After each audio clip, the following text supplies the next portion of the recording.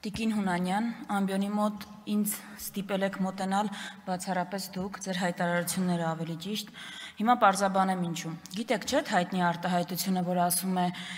եթե ուզում ես քանդել պետությունը, կարևոր պաշտոնների կամ դերակատարությունների նշանակիր մարդկանց, ովքեր կապ չունեն դրա հետ եւ կոմպետենտ չեն։ Հիմա այն ինչ որ տեղի ունենում այսօր ու այս քննարկումը, լավագույնս ցույց է տալիս այս քաղաքականությունը։ Գիտեք, ձեզ մասնագիտական հարցեր են տալիս, դուք հուզական ֆոնի հետևում եք թաքնվում, փորձում եք ձևացնել, որ թիրախավորվել է ձեր միջին մասնագիտական կրթությունը, մինչդեռ որևէ մեկը ոչ միայն չի թիրախավորել կամ արժեզրկել, հակառակը շատ կարևորել է միջին մասնագիտական կրթությունը։ Խնդիրը այլ բանի մասին է։ Ձեզ պարզ հարց տամ, որ պատկերացնեք, ձեզ ով կես նախադասություն անգամ կհանդիմաներ կամ որևէ բան կասեր ձեր կոմպետենտության մասին, եթե այսօր ձեզ ուղված հարցերին դուք պատասխանեիք, ուղղակի պատասխանեիք, ոչ թե հայտարարեիք, որ ձեր մասնագիտական փորձի ետևում սերն է, հարգանքն է, անքուն գիշերներն է, շատ ուրախ ենք այդ անքուն գիշերների համար, բայց դա ինչ կապ ունի հայտարարության հետ, որ դուք որպես ոլորտի կարևորագույն խնդիր նշում եք, որ բժիշկը չի նայում պացիենտի աչքերին։ Ասենք Հայաստանում առողջապահության լրջագույն խնդիրներից մեկը է դա, չէ՞ գիտեմ որ դա ձեր պատկերացումն է, ու ամբողջ խնդիրը դա է, որ դա է ձեր պատկերացումը ոլորտի մասին։ Ես իսպանական ամոթ եմ ապրում, երբ պատկերացնում եմ բժիշկներին, ովքեր հետևում են այս քննարկմանը, գլխավոր բժիշկներին, առողջապահության ոլորտի մասնագետներին, կամ ապշում եմ։ Ինչ է նշանակում դիահերձարանները հո ամենտեղ պետքա չլինեն, մարզպետարանները ո՞նց են աշխատում։ Էս է ձեր պատկերացումը ու էս է խնդիրը, բայց դուք չեք խնդիրը ամենևին։ Սա ձեր մոտեցումը չի, սա ձեր անձնական խնդիրը չի, դուք իշխող ուժի թեկնածուներից մեկն եք, կարևոր պաշտոններում նշանակվող թեկնածուներից մեկը։ Իսկ ինչ պատկեր ունենք մենք ամբողջ Հայաստանի Հանրապետությունում։ Գիտեք, սիրելի քաղաքացիներ, հատկապես երիտասարդներ, դուք մեզ հաճախ եք ասում համաձայն ենք քննադատության հետ, բայց այլընտրանքը որն է։ Ես այս ելույթով ուզում եմ հենց այդ այլընտրանքի դրվագներից մեկին էլ անդրադառնալ ու ցույց տալ իրական այլընտրանքը որն է։ Ինչ ունենք մենք հիմա։ Մեր առողջապահության նախարարը իրավաբան է, մեր պաշտպանության նախարարը պատմության ուսուցիչ է, մեր արտաքին գործերի նախարարը անհայտ է ինչ կապ ունի դիվանագիտության հետ։ Դուք մեր դիվանագիտական բլոկին տեսել եք։ Այն որ այս իշխող ուժի ամենավառ ներկայացուցիչը Նիկոլ Փաշինյանը, որ ասում էր դեսպանները պիտի դիվանագետներ լինեն պրոֆեսիոնալ։ Հիմա մեր դիվանագետներին տեսել եք։ Լիլիթ Մակունցը ինչ կապ ուներ դիվանագիտության հետ, դրանից հետո սոցիալ նախարարը ինչ կապ ունի։ ՄԻԲ-ը, որ հետո պարզվեց արտաքին հետախուզական ծառայության պետն է։ Դուք գիտեք, չէ՞, որ մենք ունենք էներգետիկայի նախարարություն։ Հետո այդ նախարարությունը լուծարվեց, այդ մասը շատ են սիրում այդ լուծարելու։ Գնաց տարածքային կառավարման եւ ենթակառուցվածքների նախարարություն, ու մինչեւ հիմա փոխնախարար չունենք այդ ոլորտի։ Իսկ ինչ ունենք մենք պատկերում, որ աշնան Երևանում անձրև է գալիս, ճգնաժամ է, կատաստրոֆա լինում Երևանում։ Այդ ջրերեղներ, խցանումներ 10 բալանոց, դա դեռ չեմ ասում, այն ջրահեռացման համակարգերն էլ չեմ ասում։ Լուսացույցները ինչի չեն աշխատում։ Այն նույն օրը, երբ որ դուք հայտարարում եք մետրոյի նոր կայարանի ստեղծման եւ ճոպանուղի ստեղծելու մասին։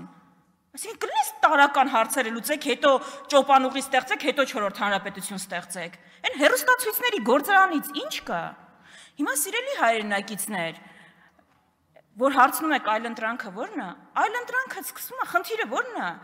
այս մարդկանց հետ մասնագետները չեն համաձայնվում աշխատել, չեն համաձայնվում, իրանց թիմակիցները այսպես ով ավելի համերաշխագծի հետ, ով ավելի խնդիր չունի այդ գծի հետ, SMS-ների հետ, ստանում է պաշտոնի բարձրացում, բայց մենք ինչքան կանանք, մենք բանակը կարանք վերազինենք այս սկզբունքով, մենք նորմալ, արդյունավետ արտաքին հարաբերություններ կարանք ունենանք այս սկզբունքով, ու այլընտրանքը սկսվում է հենց տեղից, այլընտրանքը սկսվում է Արարատ Միրզոյան արտաքին գործերի նախարար չունենալուց, Սուրեն Պապիկյան պաշտպանության նախարար չունենալուց, այլընտրանքը սկսվում է մասնագետներ ներգրավելուց ու այդ մասնագիտական կարողությունները համապատասխան ոլորտում ներդնելուց։ Իսկ երկրորդ ասպեկտը ձեր ընտրության, որը ամենավառ կերպով էլի ցույց դրվեց, այս մասին ինձ համար շատ ավելի դժվար է խոսելը, որպես առաջին հերթին կին։ Գիտեք ինչ է նաև խնդիրը այստեղ։ Դուք ընդհանրապես Չեք ավաղաղում, չեք նսեմացնում, դուք պղծում եք ցանկացած գաղափար, որին կպնում եք։ Ցանկացած գաղափար։ Տենց պղծել եք ժողովրդավարության գաղափարը, իրան հակադրել եք անվտանգության հետ։ Նենց եք արել, որ մարդկանց մի խումբ մենք ունենք, որ միապետությանը երանի է տալիս։ Դուք պղծել եք խաղաղության գաղափարը։ Դուք մի ուրիշ բան, որը պղծել եք, դա հազարավոր կանանց եւ քաղաքակտիվիստների եւ գիտակից քաղաքացիների տասնյակ տարիների պայքարն է, ովքեր պայքարել են Հայաստանում կանանց քաղաքական ասպարեզում եւ որոշումների կայացման մակարդակում կանանց դերի բարձրացման համար։ Նիկոլ Փաշինյանը, երբ ԵԽԽՎ ամբիոնում հպարտանում է, որ ժողովրդավարության ցուցիչը, թե քանի կին նախարար կա եւ քանի կին падգամավոր կա, մոռանում այդ ցուցանիշներից խոսի, որ այն ուժային ամբողջ բլոկը, երբ ղեկավարում են կանայք, այդտեղ ինչ ցուցանիշներ մենք ունենք։ Հանցավորության, թմրամիջոցների ապօրինի շրջանառման ինչ ցուցանիշներ ունենք։ Քանի անգամ է ավելացել։ Զինված հանցագործությունները քանի անգամ են ավելացել։ Մարդու իրավունքների ոլորտում ընդհանրապես Հայաստանում երկու սրբազան երբ է կալանավորված եղել, բայց արդարադատության նախարարը եւ ՄԻՊ-ը մեր կանայք են։ Այդտենց դուք պղծում եք նաև այդ գաղափարը, այդ պայքարը, ցույց տալով, դուք ոնց որ դիտմամբ ցույց տաք, որ չէ, ժողովուրդ այդ գաղափարի հետ էլ հույս մի կապեք, եթե կանանց ներգրավվածությունը ավելանա եւ որոշողների դերում լինեն նաև ավելի շատ կանայք, իրավիճակը ոչ միայն չի լավանա, այլ ավելի կվատանա։ Ընդհանրապես, այլընտրանքը ձեր այս քաղաքականության այս մոտեցման այլընտրանքը ձեզ չունենալն է, այսինքն սկսվում է նրանից, որ ձեզ չունենանք, սկսվում է նրանից, որ ձեր արած հայտարարությունները չանենք, սկսվում է նրանից, որ մենք չհայտարարենք, որ Հայաստանի տիրապետության տակ կան ադրբեջանական տարածքներ, սկսվում է նրանից, որ Արարատ Միրզոյանին, Սուրեն Պապիկյանին փոխարինեն ոլորտի մասնագետները, սկսվում է նոր որակի պետություն ունենալու երազանքից, որովհետև մի ուրիշ խնդիր էլ կա, այո, երբ մենք խոսում ենք այս բոլոր խնդիրներից, դուք որպես հակադարձում հիմնականում ասում եք, բա առաջ ամեն ինչ կատարյալ էր, ոչ կատարյալ չէր, եթե կատարյալ լիներ դուք այստեղ ինչ գործ ունեիք,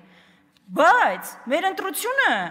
առաջ ինչ վատ բան կա դրան վերադառնալը կամ ձեզ պահելու մեջ չի, մեր ընտրությունը ձեզ ունենալու, այս շարունակելու ու նոր որակի հայկական պետություն ունենալու մեջ է։ Դրա համար, սիրելի երիտասարդներ, երբ հարցնում եք այլընտրանքը, որն է, սիրելի քաղաքացիներ, այլընտրանքը սկսվում է այսպիսի կադրային քաղաքականություն չվարելուց, այլընտրանքը սկսվում է ինչ որ դուք անում եք դա չանելուց եւ ընդհանրապես պետության նկատմամբ այսպիսի թքած ունենալու նուրբ արվեստի մոտեցում չունենալուց։